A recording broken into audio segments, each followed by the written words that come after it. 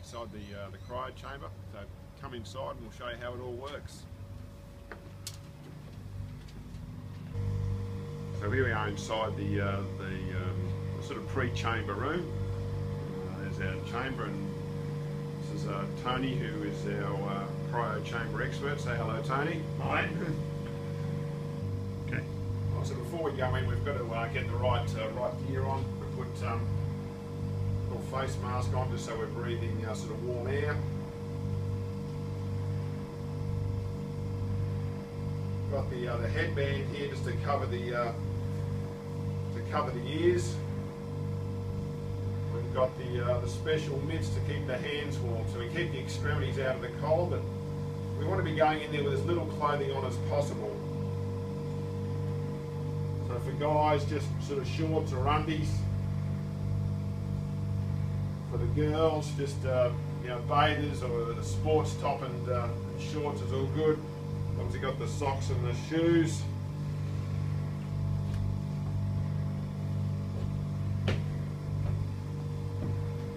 So we're ready to go. We are about to go into the cryo chamber. As you can see, it's at a lovely minus 85 degrees. So we'll talk to you once we're in there and let you know how it feels.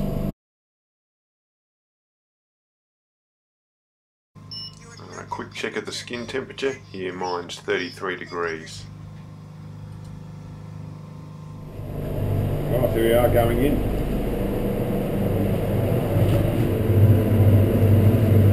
Here we are inside the cryo chamber. It's a lovely about minus 85 degrees. Essentially you just get in here, keep moving around. It is cold, but it don't get to the stage where you're shivering because your core temperature doesn't go down. The skin certainly gets quite cool. Covered up obviously with your mitts and your earmuffs to keep your extremities nice and warm, because they obviously get colder a bit quicker. Usually have this little mask on as well. That sort of stops your nose and your throat from getting too cold too. So I'm not going to leave this off for too long, so I can actually feel it be a bit chilly now. But certainly as far as the shoulders and the legs go, just keep moving around. If you've got, say, a sore shoulder, you'll be moving your shoulder around a little bit more, trying to get some mobility back in there. We've been in now for about 3 or 4 minutes. It is getting quite chilly, but the good thing with this, you're not in long enough for your core temperature to drop, so you don't start shivering or freezing. Just the temperature on the skin gets quite cool. We can see the boys out the front here doing the countdown timer for me.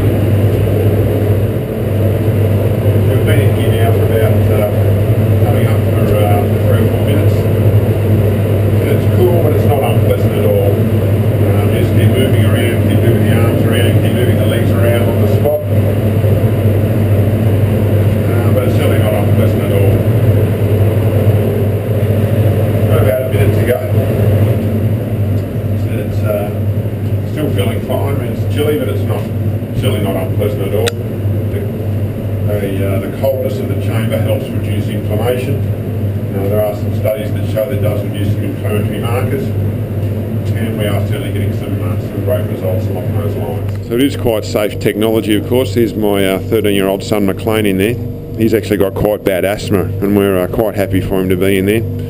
No problem at all. He's obviously looking like he's enjoying himself and having a bit of a dance to the music as he does. But yeah, very safe technology. There's really not too many people you can't put in here unless you've got extremely high blood pressure issues, and that's really about the only problem. So here we are about to go in again, minus 80, so for the second time, and here we go. And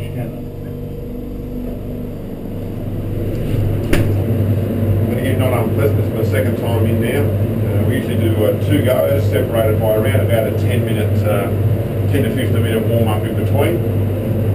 That seems to be working well for us at the moment, and seems to be what's used around the world as well. So we'll check back in a few minutes. I want to keep moving here to keep warm. Just been given the signal by Tony outside there. I've got 2 minutes to go. I'll give me 2 lots of 6 minutes. That's about as long as anyone ever stays in. Anything much longer than that, you will start to core temperature will get down a bit too low. So 2 lots of 6 minutes. Some people will find with 2 lots of 3 minutes. So it does vary, somewhere between 3 minutes and 6 minutes. So it's quite quick. The chamber just pretty much like a large shower cubicle. We've got the generator on the top here which produces the cold. So just like a big giant air conditioning system that produces the cold temperature.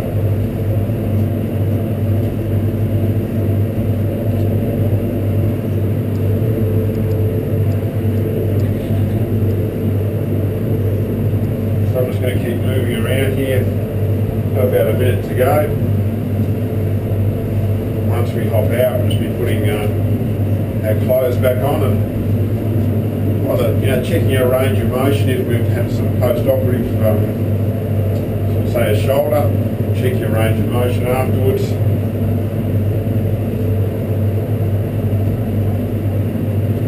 Keep going with your normal physio. So the cryo chamber is only just part of an overall management. Wouldn't just do this in isolation. You'd obviously have your normal physio.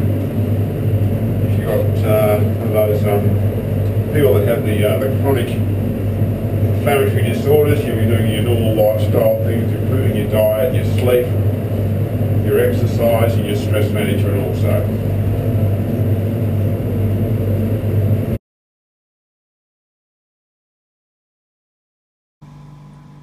Another quick check of the skin temperature when you get out of the chamber.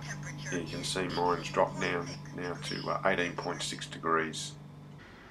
Well, that's it. That's the Cryo Chamber experience. Of course, the best way to experience is to come in and try it for yourself. We're finding it a great adjunct to recovery and improvement in a range of conditions that involve inflammation and pain. Everything from fibro and polymyalgia and arthritis to post-operative patients after knee, ankle and shoulder surgery. Stay tuned for some great interviews from patients who've had a huge benefit from going in the chamber with some of these conditions. And don't forget to come in and try it for yourself, because you could very well benefit from it too. That's all for now, and thanks for watching.